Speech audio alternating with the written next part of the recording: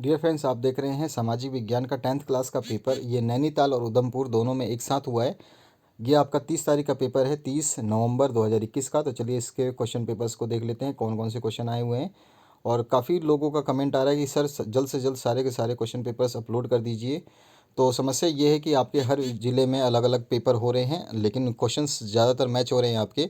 लेकिन इनमें दिक्कत ये है कि इसका सॉल्यूशन बनाने के लिए समय लगेगा, और सॉल्यूशन के बिना बच्चे बोल रहे हैं कि अपलोड कर दीजिए। तो जितना मैक्सिमम सॉल्यूशंस है मैं दे रहा हूँ, और उसके अलावा जितने भी सॉल्यूशंस बच रहे हैं इसको नेक्स्ट वीडियो में जब बनाया जाएगा तो उसमें अपलोड कर दिया जाएगा। पहले क्वेश्चन से स्टार्ट करते हैं। इसमें पहला क्वेश्चन पूछा गया है, यंग इटली की स्थापना कब और किसने की?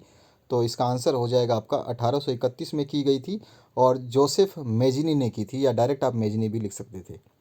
क्वेश्चन नंबर 2 है, सामाजिक विविधता के दो प्रमुख कारण आपको बताने हैं। तो उसमें जन्म भी होता है, धर्म होता है, और आर्थिक स्थिति भी हो सकती है। ठीक है, और भी आपके हैं जिसमें आपका मताधिकार और यानी कि चुनाव भी हो सकते हैं। इसके अलावा आपका तीसरा जो क्वेश्चन है, इसमें पूछा गया प्लाई शटल का आविष्कार कब और किसने किया था? तो इसको जेन के ने किया था, और सन 1733 में किया गया था। ये आपका सिलाई के लिए प्रयुक्त किया जाता है।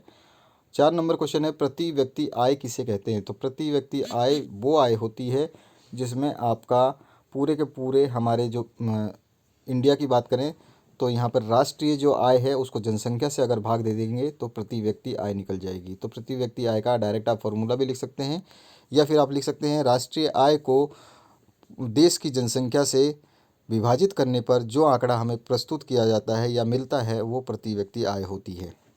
इसके बाद में 5वां क्वेश्चन है, लोकतांत्रिक शासन से क्या अभिप्राय है? तो सभी को पता होगा, लोकतंत्र की परिभाषा के अनुसार जनता द्वारा जनता के लिए और जनता का शासन ही लोकतांत्रिक शासन कहलाता है। उसके बाद 6ठा क्वेश्चन है, रबी और खरीफ की एक एक फसलों के नाम लिखने हैं। तो मैंने आपको बहुत बार बता रखा है। दूसरा पेपर अभी मैंने सामाजिक विज्ञान का डाला था, दूसरे जिले का, उसमें इस क्वेश्चन को सॉल्व किया था मैंने। इसमें एसडीआई का पूरा नाम आपको बताना है, जिसमें आपको बोलते हैं एसडीआई को ह्यूमन डेवलपमेंट इंडेक्स, और हिंदी में बोलते हैं उसको मानव विकास सूचकांक। इसके बाद 8वां जो क्वेश्चन है, राष्ट्रीय कैडेट कोर यानी एनसीसी का गठन किस वर्ष किया गया था? 16 अप्रैल सन 1948 को हुआ था। उसके बाद में 9वां क्वेश्चन है, भारत में प्रमुख चाय उत्पादक राज्य का नाम जो है असम है, या फिर हम उसको असम बोलते हैं। तो असम में सबसे ज़्यादा चाय का उत्पादन किया जाता है। उसके बाद में नेक्स्ट जो क्वेश्चन है 10वां, जिला आपदा प्रबंध समिति का अध्यक्ष कौन होता है? तो ये भी क्वेश्चन पूछा गया था पिछले सेट में, यानी कि जिस जिले में हुआ था सामाजिक विज्ञान का उसमें बताया था। उसमें कौन होता है? जिला अधिकारी। ठीक है, या फिर आप बोल सकते हैं जिला कलेक्टर। उसके बाद में 3 अंकों के प्रश्न शुरू हो चुके हैं। तो पहला क्वेश्चन इसमें पूछा गया है, बेल्जियम के समाज की जातीय बनावट की व्याख्या करनी है।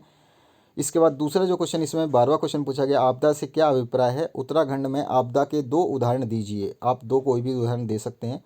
तीसरा क्वेश्चन है, गांधी इरविन समझौते के प्रावधानों का वर्णन आपको करना है। इसके बाद में नेक्स्ट जो क्वेश्चन है, G77 देशों से आप क्या समझते हैं? G77 देशों में नई अंतर्राष्ट्रीय आर्थिक प्रणाली की मांग क्यों की? ये आपको बताना है। 15वां क्वेश्चन है, असंगठित क्षेत्रक से आप क्या समझते हैं? असंगठित क्षेत्रक के श्रमिकों का संरक्षण कैसे हो, ये आपको बताना है। 16 नंबर क्वेश्चन पूछा गया है, इसमें भारतीय संघवाद की प्रमुख विशेषताएं क्या है, ये आपको बताना है। क्वेश्चन नंबर 17 है, इसमें पूछा गया है, गिटिया श्रमिकों से क्या समझते हैं? इन्हें विश्व के किन देशों में भेजा गया? तो ये आप बता सकते हैं। ये जो श्रमिक थे ये बाहर से लाए जाते थे और कुछ समय के लिए दूसरे देशों में भेजे जाते थे। इसके बाद में विकास के क्या क्या लक्ष्य हो सकते हैं, ये आपको समझाना है। उसके बाद में आपका जो खंड नेक्स्ट शुरू होता है, इसमें 4 अंक के प्रश्न हैं, जिसमें 19 नंबर से स्टार्ट होता है। असहयोग आंदोलन के प्रमुख कारण जो है वो स्पष्ट करने हैं आपको।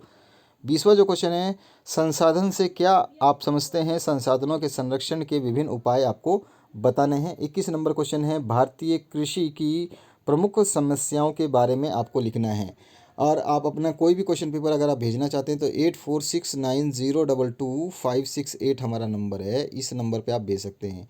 8469022568, दोबारा बोल रहा हूँ 8469022568, इस नंबर पे आप अपने क्वेश्चन पेपर्स को भेज सकते हैं। तो यहाँ पर अगला क्वेश्चन जो है इसकी बात करें तो मैंने जैसे आपको 21वां बताया कि भारतीय कृषि की प्रमुख समस्याओं के बारे में बताना है। 22वां नंबर पूछा गया है, संविधान द्वारा प्रस्तावित संघ सरकार एवं राज्य सरकार के बीच विधायी शक्तियों के बंटवारे की 3 सूची अर्थव्यवस्था का वर्णन आपको करना है। 23वां क्वेश्चन है, दहेज प्रथा को समाप्त करने के संबंध में सुझाव आपको देने हैं।